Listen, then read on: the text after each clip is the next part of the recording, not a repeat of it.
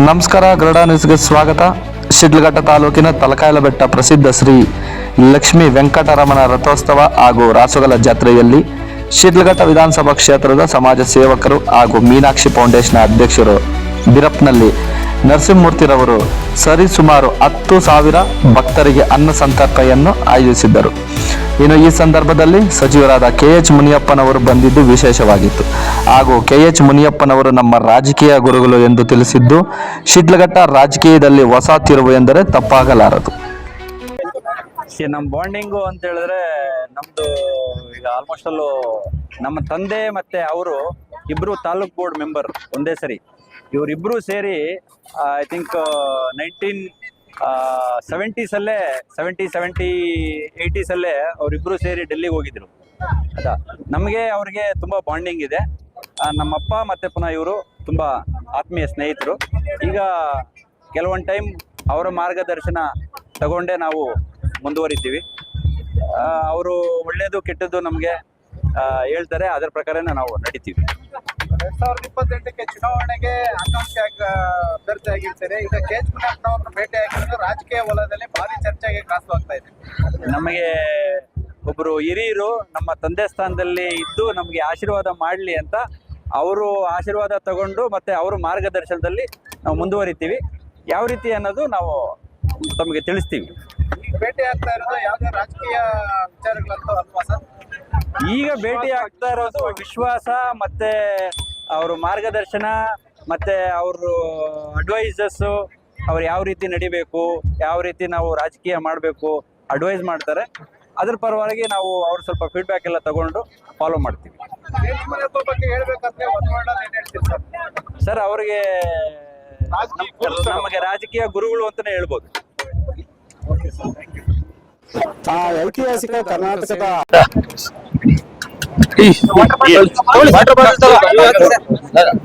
ಇದಕ್ಕೆ ಸ್ವಲ್ಪ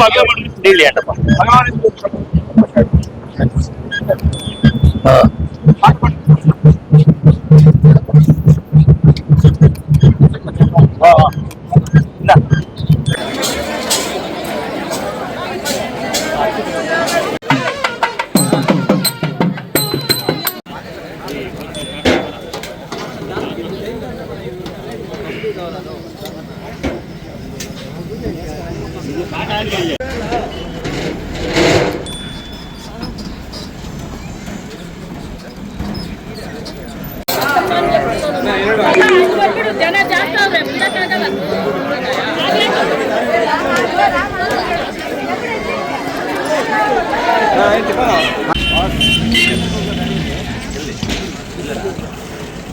ನೂರ 50 ಮೀಟರ್ಗಳು.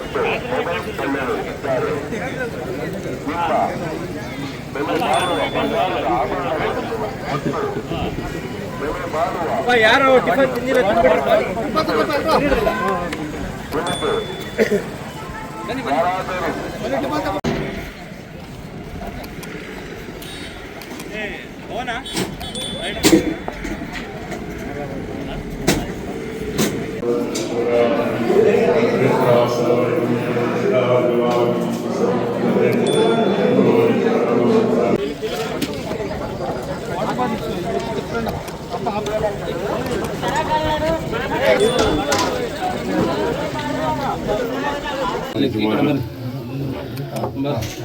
निर्माणस्यां मल्लिकरगोत्रोत्पलस्यां प्रियपरं देस्याधर्मकान्तायाः नागरत्नमनाम्न्याः सह कुटुम्बानां क्षेमस्थैर्यवयायुरारुधेश्वर्यायुर्ध्यर्थं मनसाभीष्टफलसिद्ध्यर्थं भगवद्भक्तमहाजनानां क्षेमस्थैर्यवयायुर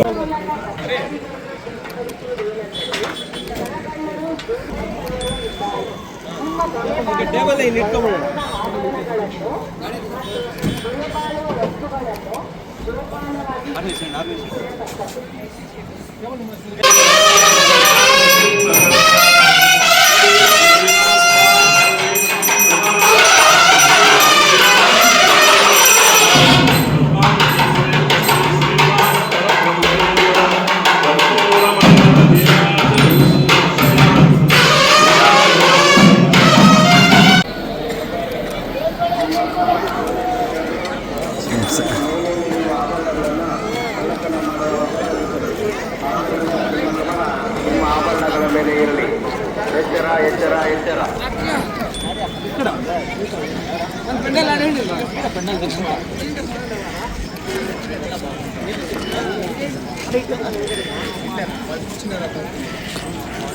ಆದರೂ ಅನುಮಾನಾಸ್ಪದವಾಗಿ ಕೊಡಿ ಸರ್.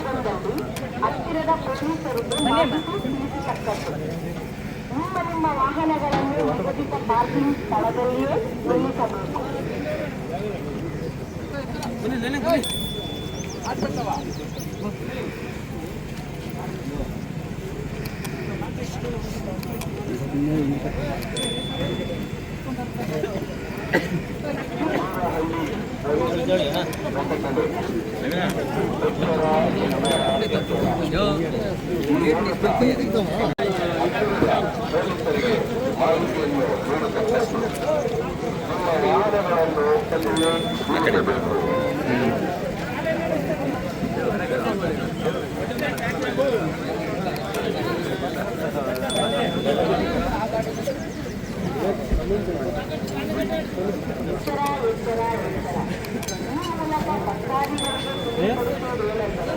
ಸರಗಳ್ಳರು, ಜೇನುಗಳ್ಳರು ಮತ್ತು ಮೊದಲು ಇದ್ದಾರೆ.